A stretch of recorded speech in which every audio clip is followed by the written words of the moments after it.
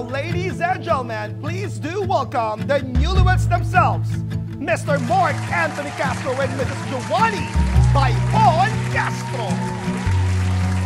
Hangarin ng Diyos na pagbuklurin kayo palagi.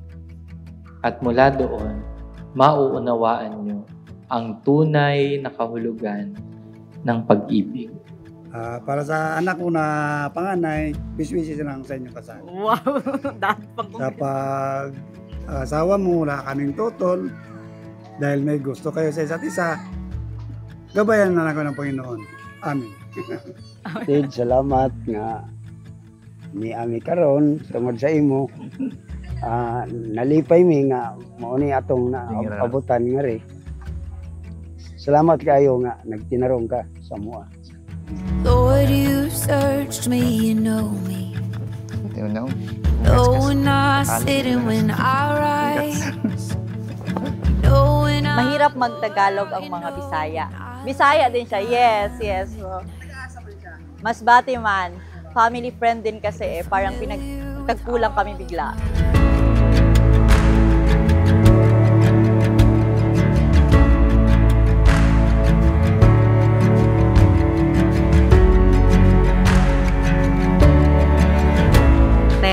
This is it.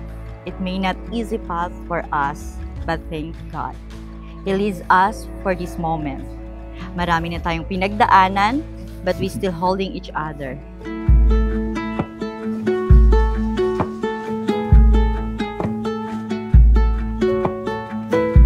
Deep breath, wanna sink in, can't explain what. Thank you, Ma. Thank you, Pa. Thank you for everything. Ganyan lang po kami, hindi kami ganyan ka-sweet. Hanggang thank you po kami. Tunay at ganap na naririto ang Diyos sa nagaganap na pagtataling puso at pagtitipan ni na Mark at Giovanni. Ito po ay isang natatanging karanasan sa kanilang buhay sapagkat walang ibang magbubuklod sa atin sa diwa ng pag-ibig kundi ang Diyos lang. Without even trying to, I see you in all. Maraming away and suyuan, but we ended up here. Sa wakas, tuloy na ang urong-sulong na plano. But this time, not only for us, but for our children.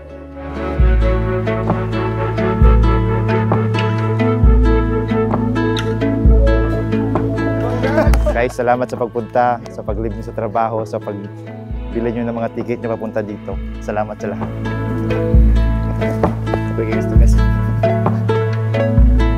At tandaan mo, Mark, nagpapakasal ka sa isang babae na hindi perfecto. Pero ang tanong, gaano mo siya mamahalin, lalo na sa mga sandali na nanghihina siya, sa mga sandali na kulang ang kanyang kakayahan para tugunan ang kagustuhan mo. Diba yun ang pagmamahal, yung kaya mong manatili sa kabila ng lahat. Dahil we've been through a lot these past few years sa pagsasama natin. Lagi tayong away-bati. But you've been my partner, my support, and without a doubt, you've shown up not just for me, para sa mga anak natin, kay Johan, kay Tony.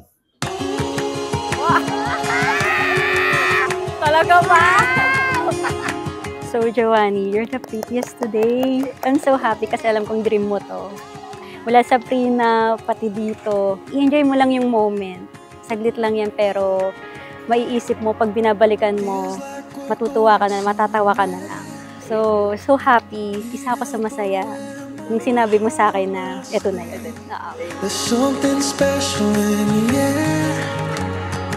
Let us build a happy, healthy, and God-fearing family. Things may get rough along the way, but I believe that as long as we have each other and God is on us, nothing can break us. Let's remember together, this moment starts out forever. Let's remember together, this moment starts out forever. Ama namin, kami po ay inyong loobin, magkaisa ng kaloob at damdamin. Mula ngayon sa kaginhawaan at kahirapan, sa karamdaman at kalusugan, sa lahat ng araw ng aming buhay.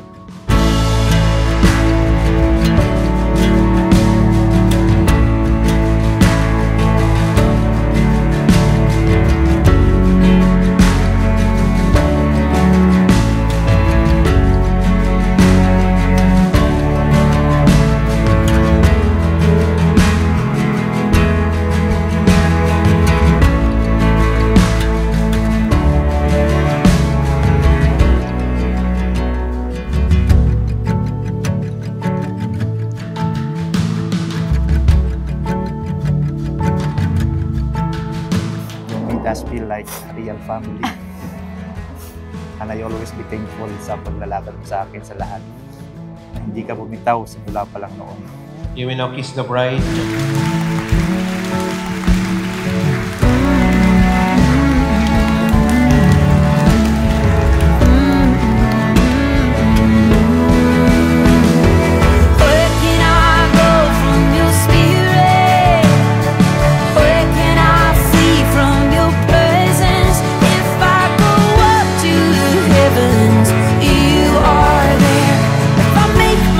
Promise to keep showing up for you like you've always done for me. To keep growing with you, supporting and loving you. For everything you are and everything we built together. I love you, Dad. I need, even though your hand, but I need right hand to hold me fast. Your right hand to hold me. Ikaw ang iya pinili para sa akon, palanggo ko ikaw kasamang mga bata. Until the next chapter of our life, let us continue and be strong and stay strong. Let us pray hard, Daddy. I love you so much.